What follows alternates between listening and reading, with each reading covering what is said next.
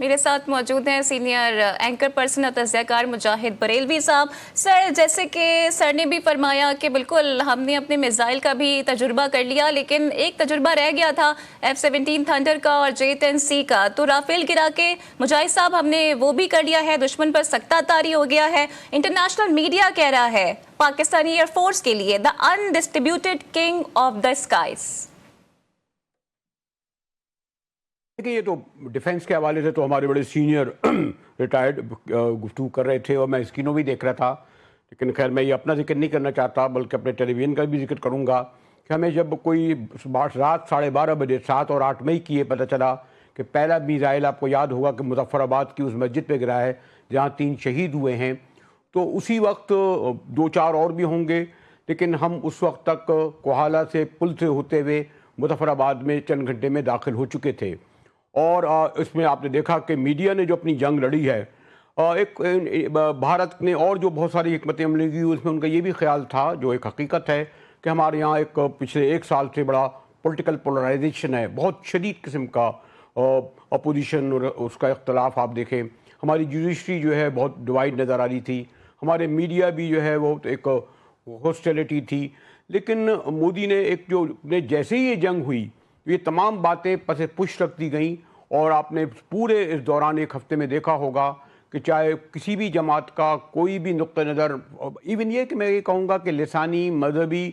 سے بالا تر ہو کر تمام پاکستانیوں نے یکجا ہو گئے۔ اور میں جو آپ کو بات بتا رہا ہوں کہ جب کوہالہ کے پل سے، اور ہمارے میرے خیال میں کچھ لوگوں نے دیکھا ہوگا دریائے جہلم کے ساتھ ساتھ آ رہا تھا، تو اس وقت یہ کہا گیا کہ سنتاس معاہدے کے بعد بھارت ہمارا پانی بند کر دے گا، بلکہ دریائے لیڈ آئی تھی ایک اخبار کی کہ چناب سے انہوں نے پانی بند کر دیا، تو دریائے چناب سے جو دریائے نیلم سے پانی چلتا ہے، دریائے نیلم سے دریائے جہلم میں ملتا ہے، اور مظفرآباد میں 2 میل ایک ہے جگہ جو ان کا شہر ہے، وہاں آ کے یہ پانی مل جاتے ہیں، لیکن اس کو اسی طرح جوش و خروش سے پانی بہہ رہا تھا، کوئی اس میں رکاوٹ نیچے نہیں آ تھا، اور ہم اس کے ساتھ چلتے چلتے مظفرآباد پہنچے۔ اور یہی نہیں بلکہ آپ کو بتاؤں کہ آپ کو شاید دیکھا بھی ہوگا کہ میں چکھوٹی تک پہنچ گیا تھا، پھر سیکورٹی والوں نے کہا جی یہاں تک نہ آئیں، اور اس میں جو سب سے زیادہ بات ہے، میں اپنی بات نہیں کر رہا، تو میں جرنلسٹ میرا کام ہے پروفیشنل، جیسے آرمی نے اپنا رول ادا کیا، مجھے بھی جب انہوں نے روکا تو میں نے کہا جی اگر آپ کی یہ ڈیوٹی ہے کہ آپ مجھے یہاں تک روک سکتے ہیں تو میری بھی ڈیوٹی ہے کہ یہیں سے میں اپنا کیمرہ آن کروں اور لوگوں کو یہ بتاؤں کہ یہ جو عام لوگ پہاڑوں کے اندر رہتے ہیں، غریب لوگ،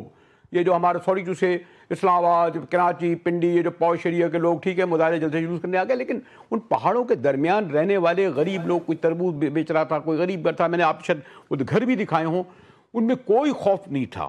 یعنی آپ بالکل لائن آف کنٹرول سے، جو میں بتا رہا ہوں لاسٹ آپ کو کوئی 10 کلومیٹر رہ گئے تھے، وہیں بیٹھ کر ہم نے بڑی اچھی دال اور سبزی کھائی۔ تو یہ جو ہم نے اور پھر بعد میں اور چینلوں نے بھی دکھایا ہوگا، اس سے یہ لگا کہ جو حوصلہ ہے اصل، دیکھیں جی فوج کے پیچھے اگر عوام نہیں ہو تو فوج کبھی نہیں جیتتی، آپ یہ سب جانتے ہیں لوگ، وہاں شکست عموماً وہاں ہوتی ہے جہاں عوام بیک آؤٹ کر جائیں، جس کا تجربہ ہمیں ایسٹ پاکستان میں ہوا کہ اس طرح ہمارے ساتھ نہیں تھے۔ تو یہ جو ہے ٹھیک ہے فور فرنٹ پہ فوج تھی، لیکن کوئی جنگ جو ہے عوام کی بیک کے میڈیا کے ساتھ اب نہیں جیتی جا سکتی، اور ہم نے ثابت کیا کہ چاہے عوام ہو، میڈیا ہو، اس مرحلے پر وہ تمام تر اختلاف بھلا کر پاک فوج کے ساتھ کھڑے تھے۔ اور یعنی کوئی 48 گھنٹے بعد جب اس کے بعد آیا مودی کو، کیونکہ ان کی اکانومی، آپ کو شاید علم ہوگا، آپ بھی اکانومی میں بڑا لکھتی بھی ہیں، کہ ان کے 1 کروڑ سیاح جو آتے ہیں تو ان سے $30 ارب کی ان کو آمدنی ہوتی ہے، ان کی جو 18 آف شور کمپنیاں ہیں ان کو $57 بلین کا ان کو جو ہے وہاں پر انہوں نے 2024 میں کمائے تھے۔ اسی طرح ان کو جو IT ان کی سب سے بڑی ہے، اور 1 ہفتے میں جو ان کی اکانومی کو نقصان پہنچا، اور اس سے پہلے میں کہہ چکا تھا کہ انڈیا اس جنگ کو سمجھ رہا تھا کہ 24 گھنٹے میں وہ ٹارگٹ پورے کر کے واپس چلے جائے گا۔